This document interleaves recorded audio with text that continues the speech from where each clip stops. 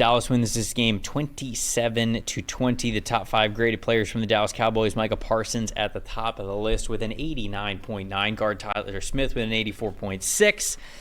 Guard Brock Hoffman with a 76.8. Linebacker Eric Kendricks with a 76.4. Cornerback Deron Blaine with a 75.6 to round things out at number 5. And then Cooper Rush, 58.1 overall grade. I keep wanting to say New England. New York side of things. I don't know why I kept trying to say New England there. Brian Burns, 81.7 overall grade.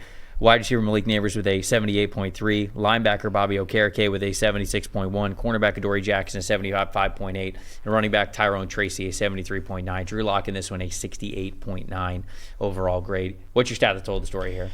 Honestly, it's another game here where, to me, it wasn't so much about who played better so much as who didn't play worse.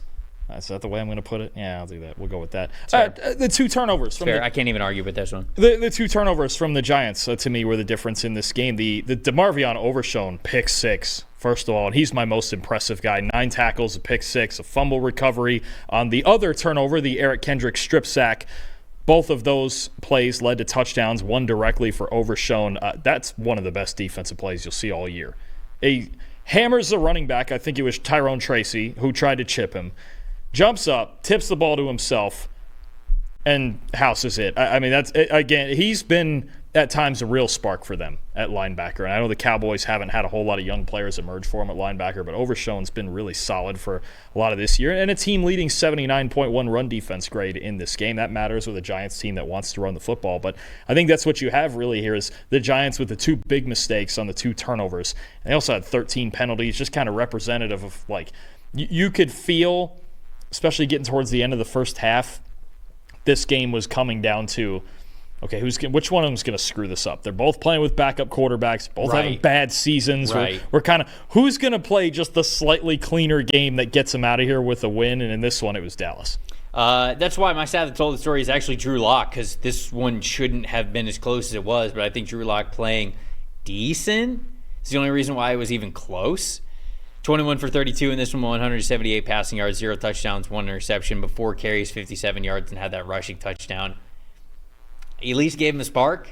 So this game was closer than I thought that it was going to be. Most impressive for me is Tyler Smith, 70 snaps at left guard, 42 pass blocking snaps, 0 sacks, 0 pressures allowed, and a 21.3 impact run block percentage. Tyler Smith just played very, very well in this game, which you love to see there for Dallas. And then I'll just keep going right into my most disappointing Giants run game. Tyrone Tracy, 79.9 rushing grade in this one, 0.22 missed tackles forced per attempt, 24 of his 32 yards after contact. I mean, they're just not helping him at all. This is an extremely dynamic player out of the backfield that, in my opinion, gets no help from the guys up front, gets no help when it comes to the pass game, alleviating any sort of threat in the box or lightening up the box for him to be able to run and make guys miss in open space. There's just not a lot of space to be had for Tyrone Tracy. So it's most disappointing for me because the Giants have a dynamic player in the backfield.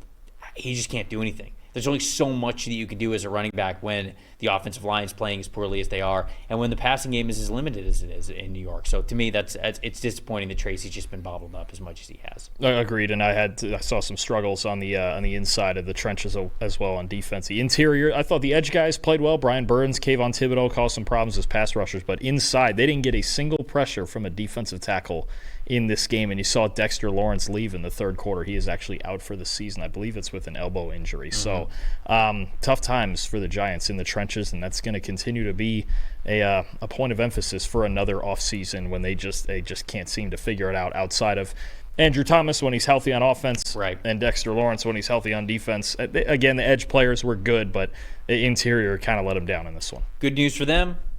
Currently have the number 3 overall pick for the Giants. So it's probably a quarterback, though, isn't it?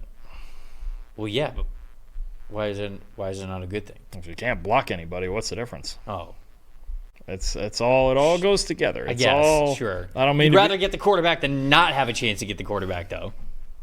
True. Shadur Sanders has operated well with no offensive line before. Sure has. We saw it last year. Darn right. Maybe he'll do it again in New York.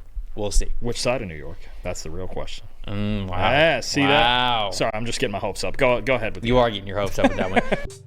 Thanks for watching, everybody. Make sure you like and subscribe the video. And if you don't have a PFF Plus subscription, you can get one to see all the premium stats that we talked about here on the show, plus the expert betting and fantasy advice over at subscribe.pff.com. The description is also right below, so if you are not a PFF Plus subscriber, you can become one today.